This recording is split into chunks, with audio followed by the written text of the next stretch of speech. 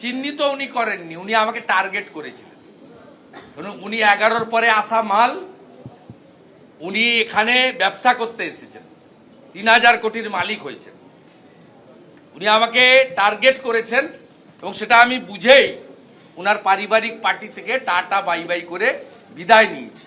মুকুলদার কাছ থেকে সব কেড়ে নিয়েছিল, যেমন মমতা ব্যানার্জিকে কংগ্রেস তাড়িয়ে দিয়েছিল, প্রণম্য প্রাতঃস্মরণীয় অটলজি তাকে শেল্টার দিয়েছে, ঠিক মুকুল রায়ের কাছ থেকে সব কাড়িয়ে নিয়েছিল কৈলাস বিজয় বর্গীজি বা বিজেপি।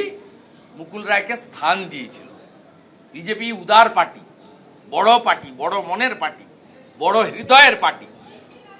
রাজনৈতিক লোকেরা যখন অসহায় হয়, বঞ্চিত হয়ে যায়, বিজেপি তাদেরকে আশ্রয় দেয়, যদি সে আশ্রয় নেওয়া যায়। মমতা ব্যানার্জিও আশ্রয় খুঁজেছিলেন।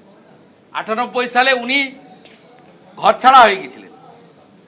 উনার যে তপসিয়ার অফিস এনডিএর সৌজন্যে,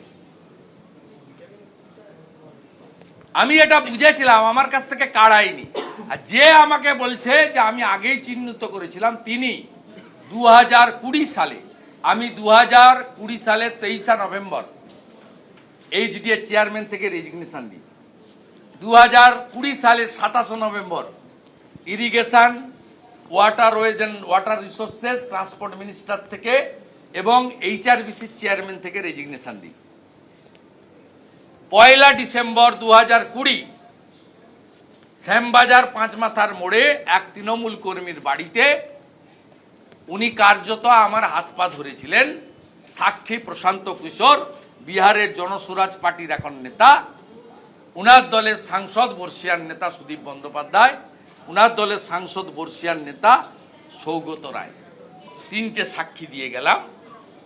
এবং আমি 17 ডিসেম্বর এমএলএ পদ থেকে পদত্যাগ করি 2020। 19 ডিসেম্বর মেদিনীপুরে লক্ষ মানুষের উপস্থিতিতে যশস্বী নেতা অমিত শাহজির কাছ থেকে পতাকা নিয়ে বিজেপির প্রাইমারি মেম্বারশিপ নিই। 18 জানুয়ারি 2021 মমতা ব্যানার্জি নন্দীগ্রামে গিয়ে বলেন, নন্দীগ্রাম আমার ছোট বোন, ভবানীপুর আমার বড় বোন, আমি এখানে দাঁড়াবো। সেদিন রাত্রেই দিল্লির নেতৃত্ব বলে, আপনাকে গুরুদায়িত্ব দেওয়া হলো মমতা ব্যানার্জিকে হারানোর জন্য। সেই চ্যালেঞ্জ অ্যাকসেপ্ট করি। 1 এপ্রিল দ্বিতীয় দফার ভোট হয়েছিল, সেই ভোটে আমি লড়ি। মমতা ব্যানার্জি 2টোর পরে বাড়ি থেকে বেরোন, হিজাব মাথায় দিয়ে জয় শ্রীরাম স্লোগান শোনেন। আমি সকাল থেকেই এলাকায় ছিলাম। 2 মে গণনা হয়, রাত্রি 1:45, মানে সেটা 3 মে হয়ে যায়। আমি ইলেকশন কমিশনের রিটার্নিং অফিসারের হাত থেকে 1956 ভোটে জেতার সার্টিফিকেট নিয়ে হলদিয়া থেকে বেরিয়ে আসি।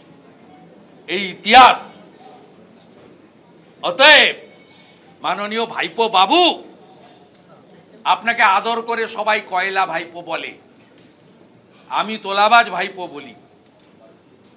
আপনি মালটা এসেছেন 2011-র পরে সাজানো বাগানে ফুল তুলতে। আপনার সঙ্গে 1500 পুলিশ থাকে, আপনি আকাশে থাকেন, চার্টার ফ্লাইট আর হেলিকপ্টারে। আপনার পরিণতি কি হবে আপনি নিজে দেখতে পাবেন। ডেজ আর নাম্বার।